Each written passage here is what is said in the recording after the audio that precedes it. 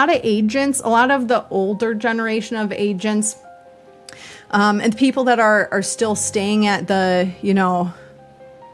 oh, this is terrible of me to say, but I'm just going to say it. The curmudgeon offices where they're navy and white and they're relying on like that brand to make the marketing for them.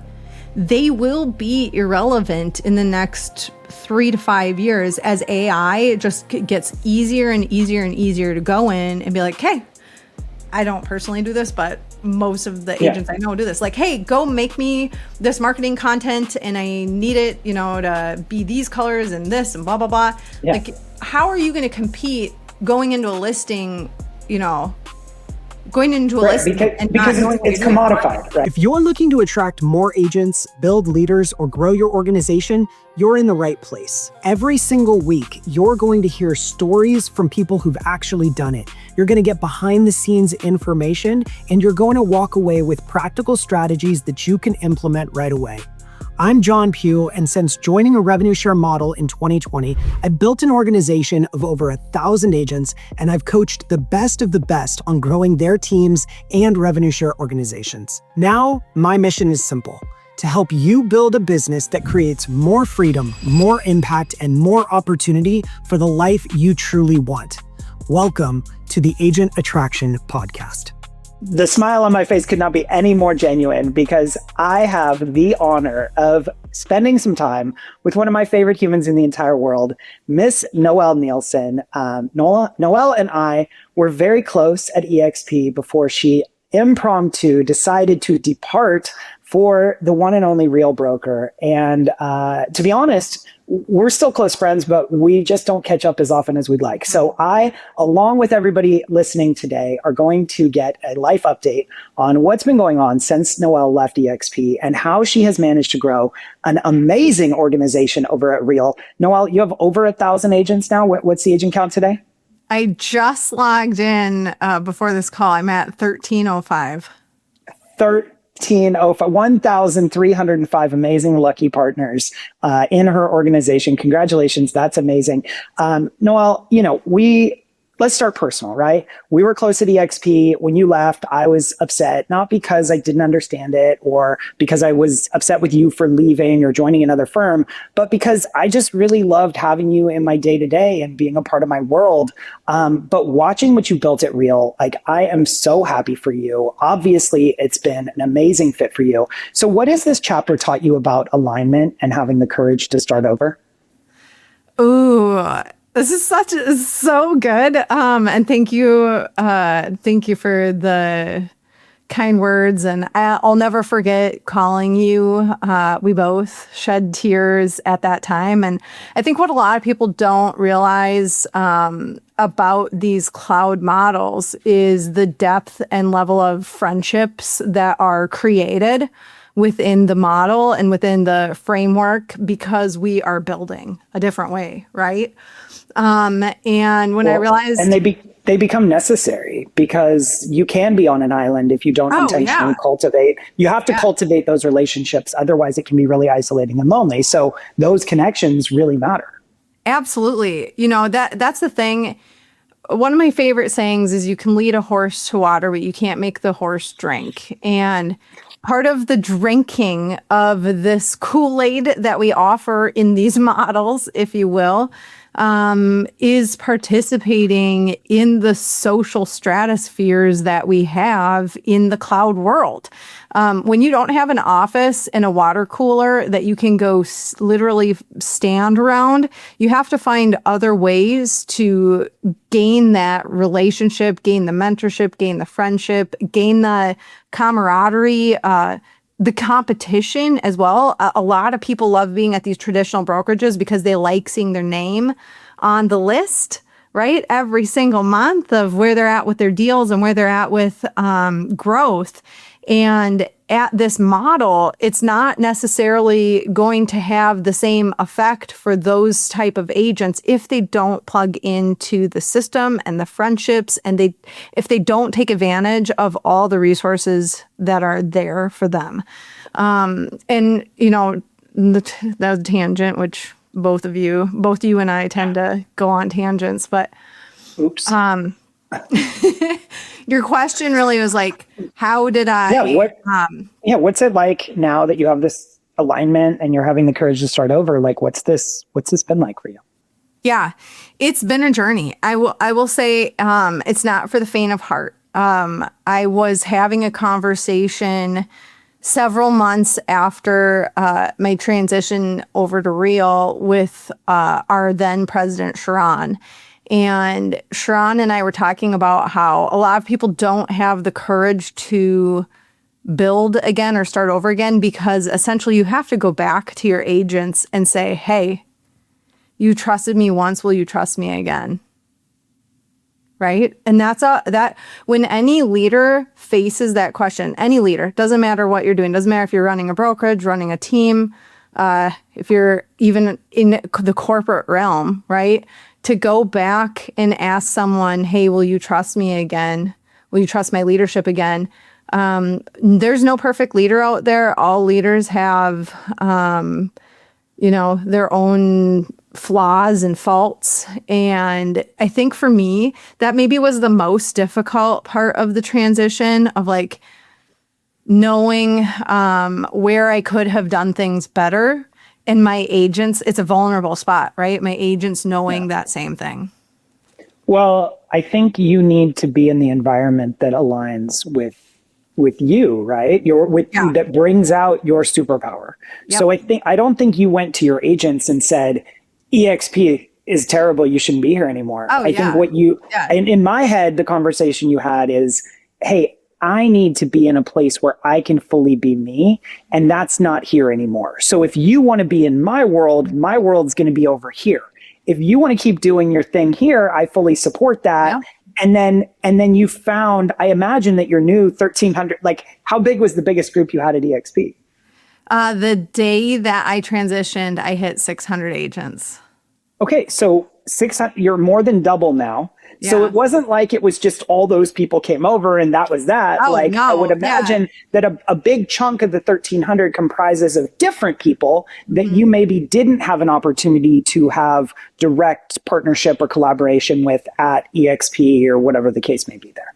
Yeah, I think that a lot of people see the growth that I've had and they just assume that whole organization of 600 agents moved, and that is absolutely not the case. Like they just all said, well, Noelle, I'm just coming, I'm walking across this bridge with you, metaphorically, and we're all just joining. I did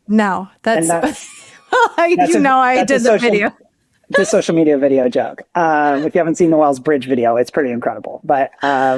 But yeah, and I want to get to social media in a minute because you've had a different approach in this and whatnot. But before we move on, I want to back up. Take me back to who you were before Cloud Brokerage, before eXp, before Real, before any of this stuff. Like, who were you as a business owner and a leader? Okay, that's a loaded question. Like, what do you bring? What did you bring to the table, right? Because a lot of the success that we see people have at cloud models is because of who that person is when they show up and how they can leverage this model with their skill sets and their strengths. Yeah. Yeah. And I mean, that's one of my favorite parts about real estate in general is almost every single person that gets into real estate has some kind of a background, some kind of a history, and they're all different from each other. And the attraction into real estate is usually freedom, flexibility, independence, right? No one knows what they don't know, and they don't know, what they don't know. And my background is unusual. I'm a former attorney turned wedding photographer and videographer turned realtor. I kind of did a little bit. It sounds like an agent attraction leader if you just put it that way. Like, of course you'd grow a big organization with that background. Well, and my hidden. But how does it make it make sense? Because that doesn't make any sense. So make it make sense. The other hidden secret is before I became a lawyer and went to law school, I was a headhunter. But I went to law school. I was working at a law firm, and I was on the struggle bus because it was not as fulfilling or as creative as I needed from a job. And so I picked up a camera as like a therapy, right? Just like an outlet. And my classmates started seeing me doing these photos. And back then, like Instagram really wasn't a thing yet. Everything was on Facebook. I was posting some things on Facebook and people started asking if they could hire me. And so simultaneously, I was working as a law clerk, going to law school, and then I was like moonlighting at weddings and engagements and working on the weekends and staying up all night editing. And then I graduated, got a job at that firm. I actually was practicing in real estate law and business law and did that for several years. And I realized that I was making more money actually as a photographer with your side hustle. Yeah. And loved everything about it. And my husband, who is also an attorney, basically just said, just go try your thing, go do your thing. Man, I will never forget telling my parents I was going to quit my job at the law firm to go be a photographer. All of a sudden, the joke is now that I still don't have a real job. My sister, the doctor, has a real job. I don't have a real job still to this day. I have people all the time. I spend so much of my time coaching youth sports, right? I coach 30 to 40 athletes per season. And people all the time are like, do you have a job? I'm like, how do you think I pay for all this stuff? Like, yeah, sure. But that's one of the cool things about what we do is it gives you that freedom and that leverage. And it sounds like this stage, right, was you kind of were chasing that from day one. It was like, I could do this legal thing where I'm like stuck at a desk and I have this job, whatever, or I could do this creative thing. How did that kind of transition from even like real estate to, okay, I want to be a builder, like I want to be a leader? Yeah, I think you're either born with that natural, innate desire to grow, right? To grow something, to build something, to create something. Like, I think most people actually have that inside of them. Just some people are too afraid to tap into it. And I don't think that there is any scarier step that I could career-wise ever take than leaving my job as a lawyer to go like take pictures of people. I mean, that's the most basic way to say it, right? And so after having experienced that and realizing, oh my gosh, I'm in control of my own destiny. Like if I want to build this thing, I can build this thing. If I want to grow this thing, I can just grow this thing.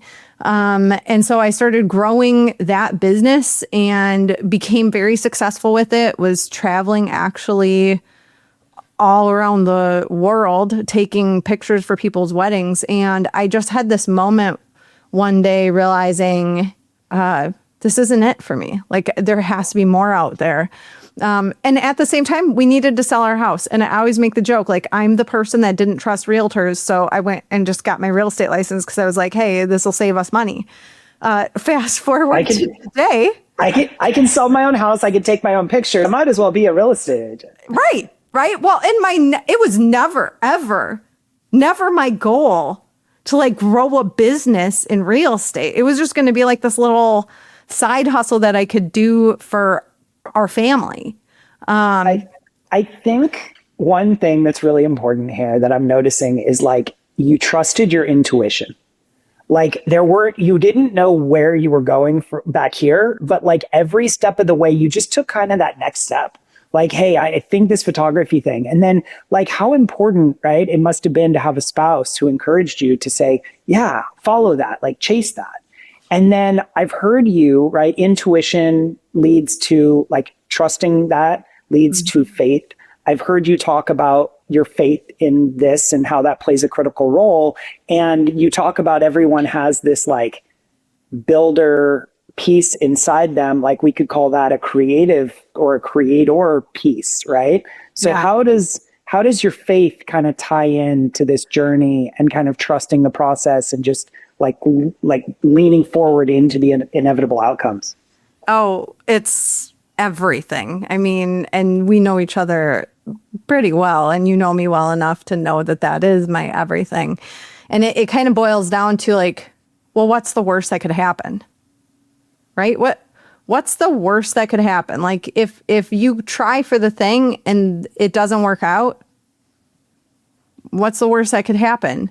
I guess the worst for me at that time was like, actually, when I was leaving, I was really good friends with the partners at my law firm, and the partner basically said to me, "I hope I never see you back here again." That's very kind in a weird way. Yes. I mean, he was kind of like a father figure. And it was kind and painful at the same time because I knew my decision, it felt very final. But the reality is, the worst that could have happened, I don't know. I used to wait tables like, okay, gosh, I'll just end up waiting tables and figure out a new business, right? And whenever you study entrepreneurs' stories and you look at the people that have all this perceived success, there's usually a bunch of other stories of failure that they're not talking about. Yeah, right? For sure. The layers of that, right? That, Yeah. You know, and if you're lucky, you get to hear some of those stories privately. I think that's where some of those, you know, great conversations, we always say, like, don't trust what you hear on this, like from the stage. Trust like what you hear, like having a coffee or a lunch or a dinner with somebody, because that's where like the real stuff comes out at these conferences and these industry events, right? Where you actually hear the failures, the stuff that people don't share from stage.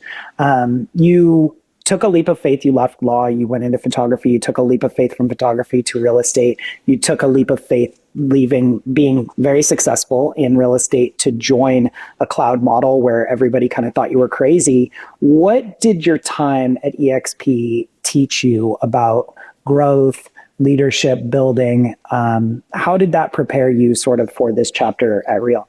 Right. Well, so prior to eXp, I had my own brokerage. And again, that was a whole nother leap of like, okay, I created this, you'll see a pattern here, right? Like I created this thing and this thing isn't serving, myself or the agents or, my family in the way that I need it to be serving. I need to look at what other options are out there. And, you know, the difference that I think probably is between somebody like me versus agents that are sitting on the fence, I just make fast decisions. Like we've learned to make really fast decisions and not to just sit and lament on decisions for forever. You only get one life. Life is very short.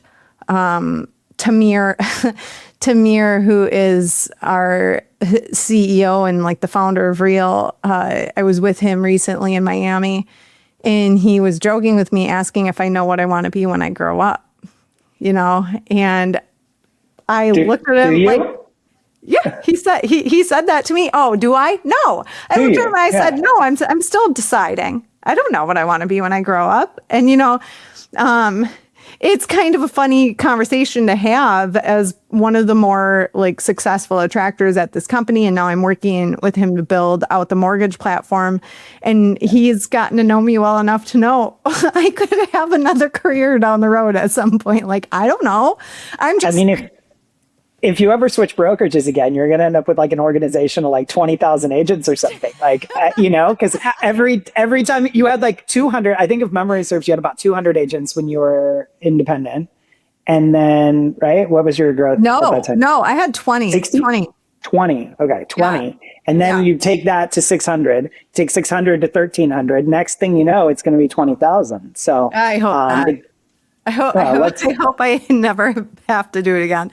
You know, let's hope you stay there forever. Yeah. The thing I would say about trying to rebuild all over again is every time that you have to start over at something, every time that you have to build all over again, it takes a certain level of energy and concentration and learning. Right. And you have to master learning. And even to this day, we're in an environment that is changing daily with AI and with all of the rise of every day things are changing. And so to be able to foster that energy, it takes a certain stamina. Right. And I tend to work in short bursts. I tend to like burst on things. And then I'll take a reprieve and I'll get energy and I'll be like a battery sitting on a charger, and then I'll come back off and burst. And then I'll go back on my charger. And I think a lot of people burn out because they don't take that rest period. Right. And leading into the transition, I had been in a season of quietness. I mean, you know that. Yeah. And came into that transition focused, well-rested, passionate about being able to build and build the right way, which is important to both of us. There's different ways to build, and I just think that sometimes if you build outside of the nature of who you are and what's inside of your comfort zone, you end up building sometimes with the wrong people. Oh, which is worse, to not build at all or to build with the wrong people, right? Like, yeah, because you get yourself into a position where, you've either made promises or you've broken your core values, or so you can end up with exterior success. People can look at you and say, oh, wow, I wish I had that. But on the inside, on a day-to-day basis, you can be a little bit tortured. And what's the value in that, right? Like, we only get one life. I'd rather be waiting tables or taking pictures of people than to be running a large organization full of the wrong people who don't share my core values. Right. Well, and realtors are a special species of people. I know. We just love them so much. They're all cut the same way. They're all just incredible, well-rounded, likable individuals who, do what they say they're going to do. And what was your worst case scenario? You talked about, worst case. What was your worst case scenario leaving eXp? Oh, that I was going to fall flat on my face, that I wasn't going to be able to build again. And then what? Like, if that happened, then what? I'd probably launch another business. I have a few businesses in my back pocket that I'm working on. So if it didn't work out at Real, you were like, I'll just go a different direction. I'll just go back to taking pictures. No, not going back. That's the thing, is never go backwards. Right? Okay. You can, I love to say this with people, like, I love running with runners. I'll walk with walkers, but gosh, if you're going to stand still or go backwards, you're not taking me with you on that journey. And I always like, as long as I am pushing forward towards something new, towards something fun and exciting. And I love new adventures, and I love creating things, back to the creating. I have talked about going back to practice law at some point in my life. I've kept up on my law degree, but it would be in a different way, right? It would never be me going back to like the 9-to-5 law firm. Right. I could never do it. Yeah.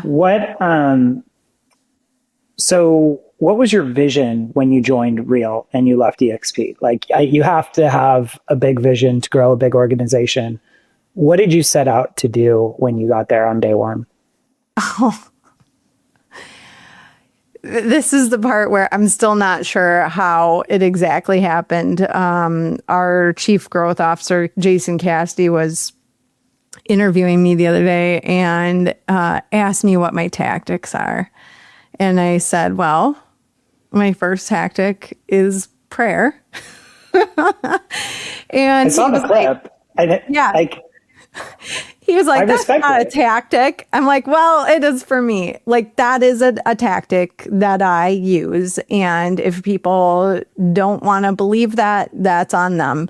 Because I just know what it's done for me in my life. And honestly, as I was praying over the move, you mentioned the word vision, and I just had this vision that I was getting planted in a new territory, and that the abundance was going to come. And I've had since day one, I've had to just put on an abundance mindset hat of like, okay, the right people are going to come, And if the people don't want to come, then they're not the right people. And if the people want to stay, that's up to them. Like they can. And a lot of the people stayed. We had a lot of big producers in my organization that had lots of icon stock, and it made sense for them to stay. And I don't begrudge them that at all. Like everybody has to do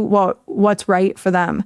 The thing that I did have over here was some friendships that I had built very early on in my real estate career. My sponsor and his sponsor, we were in a group called Real Estate TV very early, RETV, when no one was doing video yet. Like it wasn't a thing. There was just a handful of us that everybody was telling us we were stupid. And so we just had this little group that we posted our stupid real estate videos together. And it was a bond that just never went away, right? And it's still there. Is it safe to say that you're a real estate bro or a real estate video bro? Like, because everybody says, oh, real is just like the video bros, but it's like video bros plus Noelle. Like, I think I haven't heard that on this side of it, but maybe that's what you guys are saying. That's not what I'm saying, but that's what I think a lot of people like, right? That is, real is known for marketing and video, and those leaders all kind of have that niche. And you just said, like, going back to real estate TV, like that, it's kind of who you were, right? So that makes sense in terms of that alignment.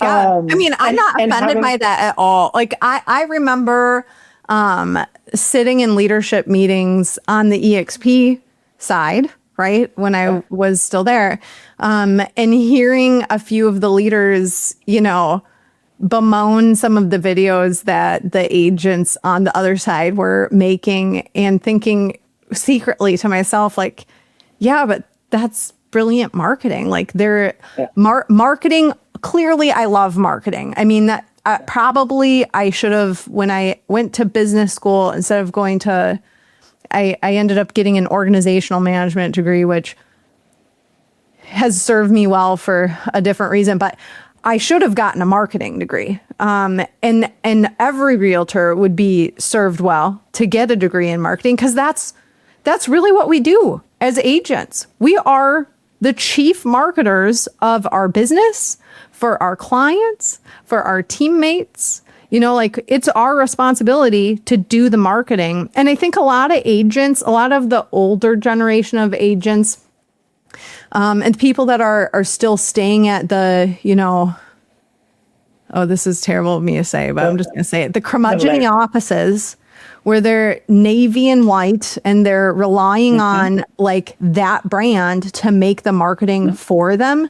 They will be irrelevant in the next 3 to 5 years as AI just gets easier and easier and easier to go in and be like, hey, I don't personally do this, but most of the agents I know do this. Like, hey, go make me this marketing content, and I need it, to be these colors and this and blah, blah, blah. Yeah. Like, how are you going to compete going into a listing, because it's commodified, right? Yeah. Yeah, it's a commodity. So it's too easy to duplicate. So now the value there is diminished. And so there has to be a different value proposition. And so I think that, you bring up a good point about marketing. And, I'm a KW background, right? So from Keller Williams, the line that always stuck with me was it's not just real estate agents, it's every business owner has 2 jobs. You have the job of marketing your business and acquiring clients, and then you have the job of servicing those clients. Yep. And so regardless of whatever kind of entrepreneur you want to be, you need to figure out the marketing side of it, because getting people to walk in the door and trust you, build a relationship with you, want to work with you, spend their money with you, right? Whatever that is, that is job number 1. You can be the world's greatest attorney. You can be the world's greatest realtor. You can be the world's greatest whatever. But if you have nobody in your business that wants to work with you, you're out of business. So I think that's really wise. Well, and I don't know. I guess when I started making videos, I wasn't really into networking with other agents. I also was at KW, when I started. And I remember a lot of them thought that my ideas were really stupid at the office that I was at. You're either an idiot or a genius if people think that. Or both. I mean, you can be both. I'm probably part both. And I started making these videos, and my response was, I don't care. These videos aren't for you. These videos are for my clients, and they like them. Right. Oh, And then what happened? Your use of marketing with your son was brilliant. Yeah. Well, and I started with him because for sure didn't want to be on the camera. Like, sure. I wanted to film somebody else. But what ended up happening with that, and as that started picking up traction in the industry, like other people started, using a camera to film things and to document things and to share whatever was going on. Realtors then started following other realtors, right? Because they started realizing, oh, maybe that does work. Right? Yeah, I can get these ideas. I can knock this off. Maybe she's not so crazy. Yeah. So when you rebuilt at Real, what was harder than people realize? Because I think you've been rather quiet. You didn't necessarily do a ton of social media. I know it's been a lot of work, but it's sort of, a lot of it's been behind the scenes, so to speak. Yeah. You made it look easy. I know enough to know it wasn't easy. So what was harder than people realize? What was it actually like? And how the hell did you actually do it? Because you didn't just join, put up one post, say I'm at Real now, and 1,300 people followed you. Like, what did it really look like? And what were the hard parts? Oh, man. The first couple of months, I remember taking screenshots of my phone and how much time I had been on the phone. Like full days, literally nonstop, back to back, on the phone, on Zoom. Because I posted a picture of myself in a Work Hard, Be Kind t-shirt. And my phone blew up because people knew how important eXp had been to me. I was never shy about it. I talked about it a lot. I loved a lot of the things that we had there. And so they knew that if I made that move, something was up, right? Mm-hmm. And I think a lot of times agents are just afraid to make this move because they're afraid of what people are going to think of them, right? They're afraid of what their office is going to think. They're afraid of what their fellow colleagues at whatever brokerage they're at are going to think. They're afraid of what's going to happen with their broker. Like, the way I look at it is that we are in a weird industry where we attach a large part of our identity to the environment that we're in. So it's not, I'm Jon, I'm a real estate agent. These are my core values. It's, I'm Jon, I'm a real estate agent. These are my core values. And part of those are my identity within my brand as a KW agent or an eXp agent or whatever the case may be. And so when you're getting someone to consider moving brokerages, a lot of the time people will pay for expensive coaching before they'll change brokerages, where changing brokerages is actually way easier and way cheaper and not really that big of a deal. Like if I wanted to drive for Lyft one day and then I wanted to drive for Uber the next day, that doesn't matter at all. But if I want to go from KW to eXp, it's like I cut my arm off and I'm a whole different person today. And so we're asking people to shed a big part of their identity when we ask them, because they have relationships and they have a way of doing business and they've made it really a part of themselves, right? Yeah. Yeah. And, unfortunately, there is some truth to some of that. I had people unfriend me. I had people block me. People that it was really painful. People that I thought I had real friendships with. Thankfully, you weren't one of those people. It's just one of the realities, but people need to remember, why do we do these jobs? Do we do them because we are running some altruistic nonprofit? No, we're working to earn a living. We're working to earn a legacy. We're working for our families most of the time. And that they lose track of what they're leaving on the table because they're so afraid of these other people and what they're going to think, and being judged by them, instead of just doing the thing and going out on a limb and trusting in themselves to build. I guess for me. Oh, go ahead. Keep going. No, keep going. Well, I guess for me, I think posting so many crazy videos early on. You referenced to me being quiet lately online. I have been off and on for a while. Like really since 2020, 2021, I've been kind of quiet off and on online. And, you know, part of it is very intentional.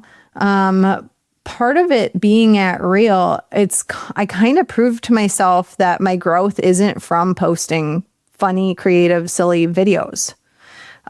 Really, What is it? What's your superpower? relationships and building relationships and having empathy when a lot of people don't. Listening, being available, answering the phone. A lot of people don't answer the phone. As crazy as that sounds, like taking care of people, offering to pray over people, like when they need it. Inviting, a big part of the attraction success comes from invitation, right? Coming from a place of value. So if I'm going to reach out to somebody online that I have not talked to in a long time, I am not going to say, hey, do you want to hear about Real? Instead, I'm going to say, yeah, exactly. That doesn't work. What do you mean? That never works. Like, that's what I say. Like, when people learn to attract the right way, it's a game changer for their business and for their growth. This doesn't matter. This is applicable for any brokerage. This is applicable for any team, right? You get online, you follow the people, you find out about the people, you watch their stories from a place of actual, like, hey, I'm actually genuinely interested in what you are doing. It's dating. Let's just call a spade a spade. It's dating. Yeah. I try to get people to understand this all. Yeah, just like be friendly, like care about someone, like make it more about them, like have a plan. Like you would never just be like, hey, you want to date? You'd be like, hey, you want to go do this thing, like, right? So like you just said, it's about inviting. Let me invite you to go do something based on what I know about you and what you value that I think you would enjoy. And then it becomes a lot more natural and a lot less awkward than just, hey, I think that you should come and hear this timeshare breakfast speech. Like, nobody wants to sit down for a timeshare breakfast. They got to go to Hawaii first. The only way you get them to sit through the timeshare breakfast is if you get them to an amazing vacation first. And then, fine, I'll hear you out. Well, and being willing to show up and go to those things yourself, right? So people used to tease me that I'm an event junkie. Okay, great. I'll own it. I go to a lot of events. I spend a lot of time traveling. I spend a lot of time away from my family and my kids. Like, I do, because I know what it's going to provide for them in the long run. And, you know, I had started doing that before I went to the cloud model. I was doing that when I owned my own brokerage because I couldn't fill from an empty bucket.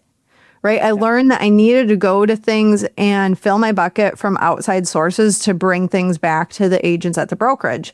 And so that never changed when I came into this model. It was only enhanced by the model.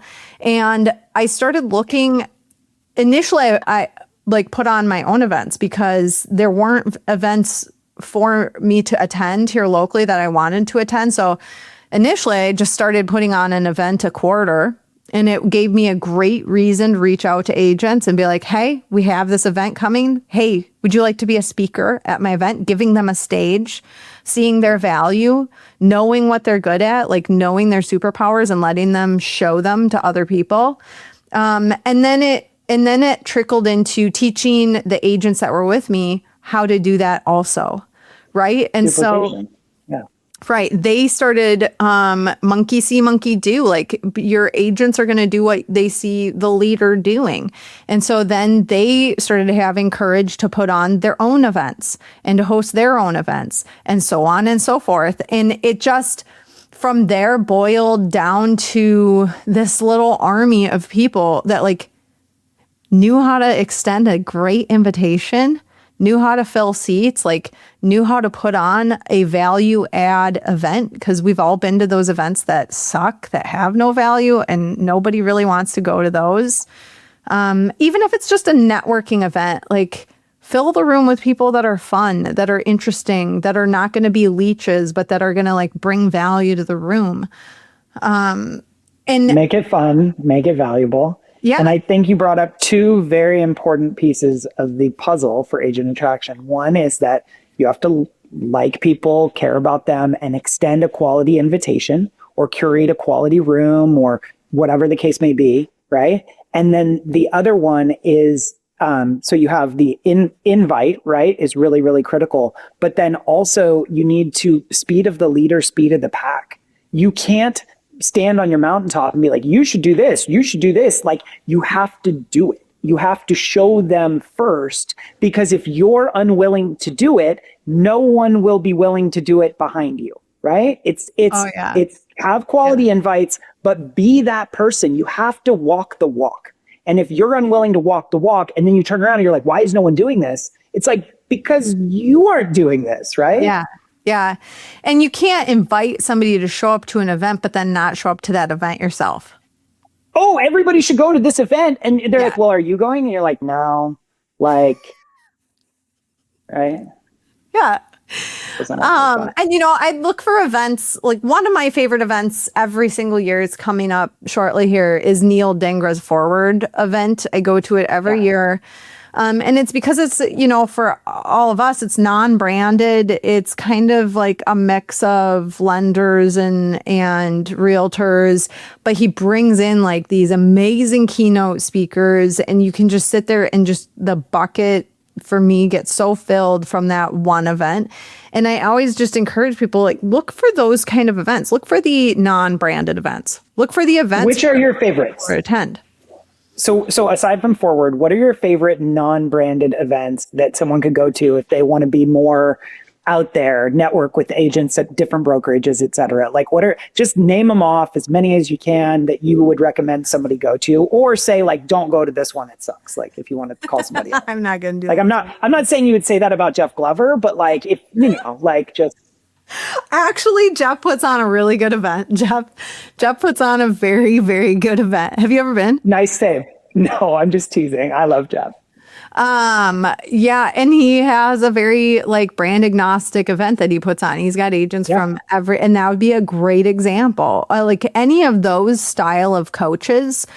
Cheplack. I mean, his Tahoe event is absolutely a stunning venue to go to, and it will knock you out of your chair with ideas and things. It's a very high level event. Jared James is another coach who I've attended a lot of his things in the past. And you just like kind of look for this stuff. And if you don't want to travel that far, you're listening to this and you're like, oh my gosh, I don't have it in my budget, or I just can't be away from my family that far. Start looking for events locally that you could attend. Go to your local MLS events, right? They all put them on. Mixers, happy hours, events. Yeah, they're underattended. They're underserved. I think it's a good one. Another one I love are the real producer events. Oh, yeah. There's like a real producers thing in like every market. And those are great brand inclusive, events to go to. Well, and usually when you go to a real producers event, you're being surrounded by real producers, pun intended, right? Like, You'd hope. You'd hope. Never mind. Another place that people don't think about, but that there's always realtors at them, are like chambers events, right? Because realtors just attend that sort of stuff. Too many, they'll be irritated with you at first for showing up at their community event, but or meetups, right? You go to like meetup.com. Like 90% of the meetups are real estate related in some way or shape or form. They're like investor meetups where, and then like the one person shows up and they're like, I want to learn how to whatever. And everybody kind of like swarms them and is like, you're my new bird dog. You're going to go find me properties, because everybody there just wants to like buy a distressed property or whatever the case may be. I'd love to hear a couple stories about people you want to brag on. So number one is who showed up in your organization when you went to Real, where you were just like, okay, it just like things have changed. Who was the game changer for you that helped you build this organization where you just want to give some credit and be like, I could not have done this without this person? And what did they bring to the table? What have they accomplished within your organization? Yeah, Kim Dean. It's the easiest one for me to immediately talk about her. When she had joined me at eXp, she had her own beautiful little independent brokerage that she made the move over with. I think they had about 50-ish agents at that time. And during our time at eXp, she was with me there for about 3 years, I want to say. She built, but she never really grew past 100. She tried. She's in the Texas area. Obviously, her brand is called Simply Texas. But when we moved over here, she just kind of came into her own with it within a leadership thing and putting on events. She's always been great at putting on events, but she just like leveled up her events and the amount of events. And she does a lot of masterminds are in the south half of the country. Like every year I go to one that she does for women in Broken Bow, Oklahoma. It's such a cool spot. They have like the cool little cabins and like, it's like an awesome, it's where like Texas people go for vacation, like in the mountains or whatever. Yeah. And like for this year, it's in November. It was sold out, like 40 spots day one. It's awesome. And it's because she just puts on such a valuable event for agents and just genuinely cares about the people that are with her and takes care of them. And you'll know this as somebody that has like a large org, right?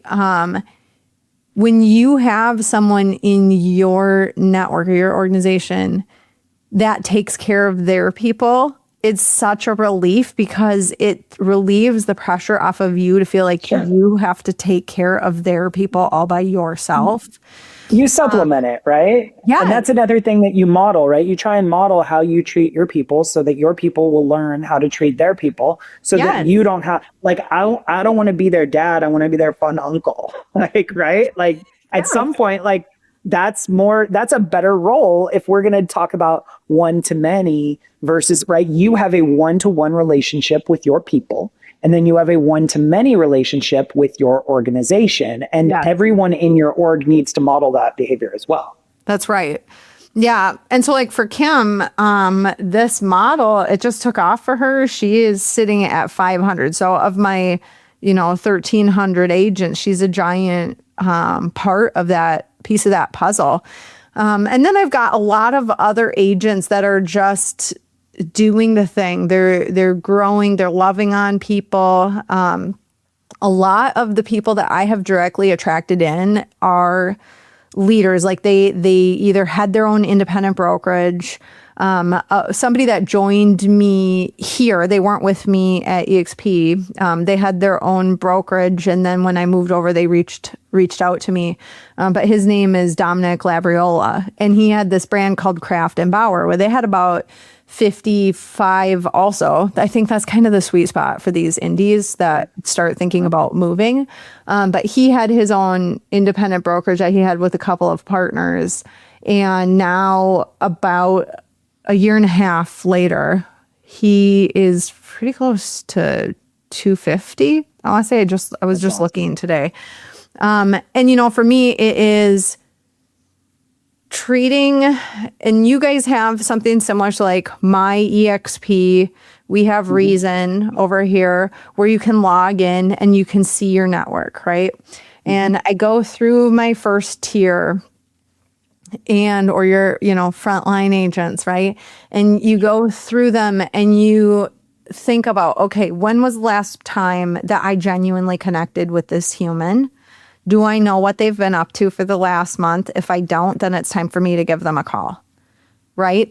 And just checking in on them, connecting with them, loving on them, and then asking them how their agents are doing. Is there anyone in your network that I should be reaching out to? Is there anyone that could use a little extra love? My group knows now, like, hey, if they know that ahead of time, just message me. Like, don't hold on to this thing and hope that I magically reach down. Like, well, you would. So first of all, you have a system. You just described an incredible system for leadership. You need to know everyone who you have a direct relationship with and what they've been doing in the last 30 days. You need to proactively reach out to them if you don't. And you need to then ask them who in their organization needs attention. And what's cool is that you built trust. So you built trust for them to believe that you care. And once they believe that you care, now they're willing to bring it to you without you asking.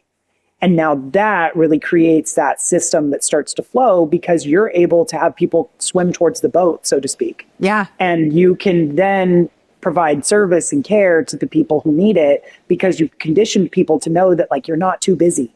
We get that all the time, right? These people, like these leaders, they have this level of success and then people start to be like, oh, well, they're too busy. I don't want to bug them, right? I just was talking to Jesse Zagorski. I know you love Jesse. Yeah. Like we were talking about it and he's like, it's crazy how I tell people that I'm available for them, but then they still have this part of them that's like, oh, I don't want to bug Jesse. And it's like, no, you're not bugging me. Like that's the last thing in the entire world. I want you to reach out. I want you to connect me because this is what I love to do. Like this is my favorite part of the job is helping people and helping them grow and connecting them to opportunities or helping them explain this to someone who's amazing or whatever. So you really, that system, if you haven't written that down, please go back, watch that again, write that down. It is brilliant. It's an amazing leadership lesson. I want to shift to one other story that I'd love to get from you before we move into sort of our wrap up phase. And so what I would love to hear is we hear you make, I know, I don't have to know the numbers. I know you make a lot of money in revenue share. I make a lot of money in revenue share. So do a lot of people. Those stories aren't really the ones that inspire me the most. The stories that often inspire me the most are the normal person story that where their life was impacted by one of these models, where if it weren't for this type of model, they wouldn't have had this huge moment. So share a feel-good story. What's a story that like brings tears to your eyes when you think about how this model, cloud-based revenue share, whatever, has directly impacted somebody that you have a relationship with? What was the story and how did that impact their life? Oh my gosh, there's so many amazing stories. And truly, like anyone that is really, really passionate about this would be able to name those stories of it impacting their agents' lives, right? I've got an agent in my network, Courtney Benson. A lot of people know her. A lot of people follow her. If you don't follow her, go find her on Instagram. She got diagnosed with breast cancer. And she was coming over from Compass. And I'll never forget when she was coming over because the fees were cheaper, right? Like she did not. The bottom reason. Right. She did not care about attraction or like she called it like the pyramid schemey stuff. Like she didn't care about any of that stuff. And I was laughing when she was coming in because I'm like, you were going to be so good at this and you don't even know how good you're going to be at this. And she's like, well, yeah, whatever. I just don't care about that stuff. And then fast forward 1 year into it, and she was having success with attraction. I think she's beyond 100 agents now. But she was having success with it. And then all of a sudden, but it wasn't like big enough for her to replace her income, right? She still cared more about sales and whatnot. And that's great. Like that's how it should be. That's how it usually is. Like there is no revenue share without selling houses. We all sell houses. Like right? I still sell houses. Like we all sell houses. Same. But so anyway, when this happened, all of a sudden the light bulb went off about what revenue share actually is and what it actually means. Right? It's there and it's coming in whether she is able to get out of bed that day or not. And it has been, I mean, she'll just totally cry about it because it has literally been a life-changing thing for her and her husband to be able to fall back on that. And another thing too that I've seen happening over the last year and a half as the market has been tougher. Yeah.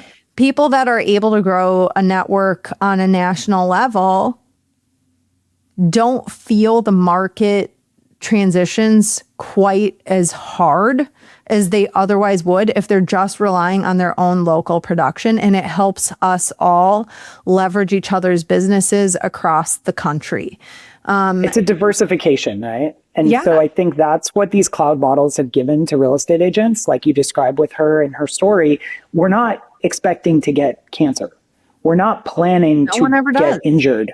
We're not planning for a disruption in the market or whatever. But like I heard one time, $500 would prevent half the bankruptcies from happening in America. Like it's a razor thin margin sometimes about amount of money that would prevent you from going bankrupt or having to, sell your home or, go into debt or whatever the case may be. So I think that by having a little extra money coming in every month, by having maybe some savings in a stock account that you've put aside that you didn't even feel the pain of on day one, by having a revenue stream that's diversified outside of your primary market, which like something could happen in your little town that completely changes the game for you, but all these other areas could be operating more healthily, like that is something that fortunately, right, Glenn Sanford and everyone else in this industry has given the percentage of agents who've now moved over to this, they've given them more options than what the traditional models were giving them. And I think there's a reason why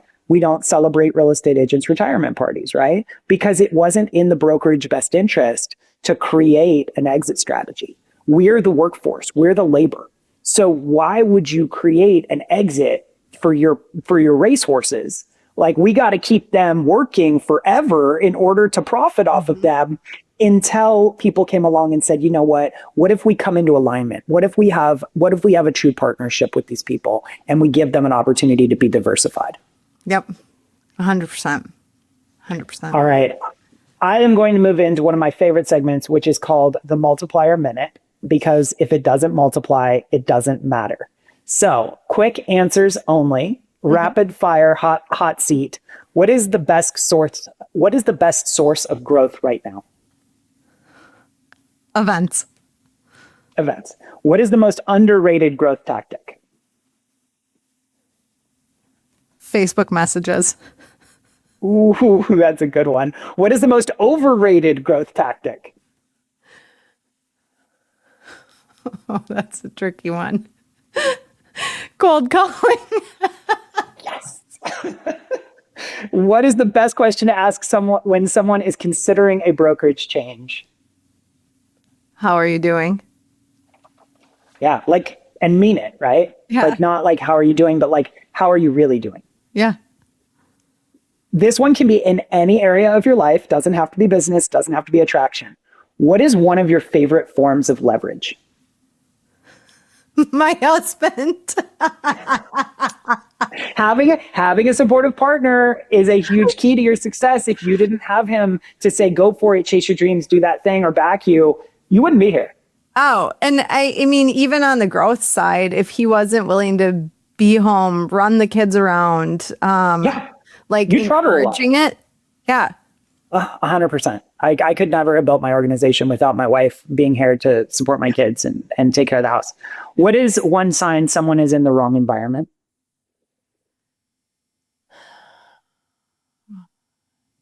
Depression, feeling a lack of energy, not having that energy. Okay. What is one sign someone has found the right environment? The opposite of that, excitement, passion, drive. Like, I love the saying, when you love what you do, you won't feel like you're working, right? You'll never work a day in your life. What is one trait that every great leader or sponsor needs? Empathy. What is one trait that kills duplication?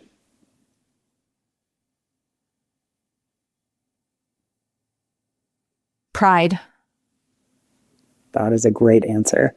What is your biggest pet peeve in attraction, recruiting, or leadership? Hey, do you got a minute? I have an opportunity for you. The cheesy pitch? Yeah. Hey, do you want to check out? There's this new model I want. It's ground floor opportunity. I'd love to share it with you. Ground floor opportunity. Yeah. It's a ground floor opportunity. If one more Ground floor. brokerage comes out talking about ground floor opportunity. We got no streets, we got no roads, no street. Like you're gonna ride a horse. It's gonna be great. I promise. We're gonna send you out on a goat. What is one thing you would tell your year one builder self?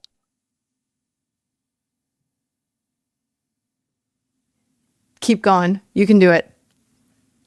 What is one lesson Real taught you that you didn't expect?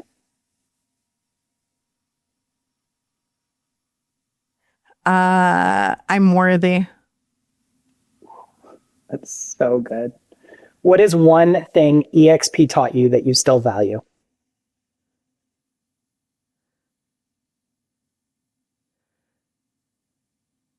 Leverage matters.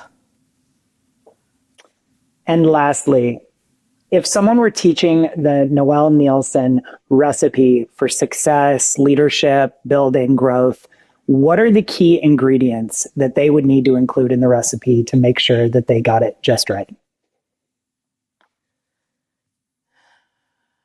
Being kind. I mean, I've talked a lot about empathy, but having empathy for people, listening, grind, showing up, getting up early. I get up very early. And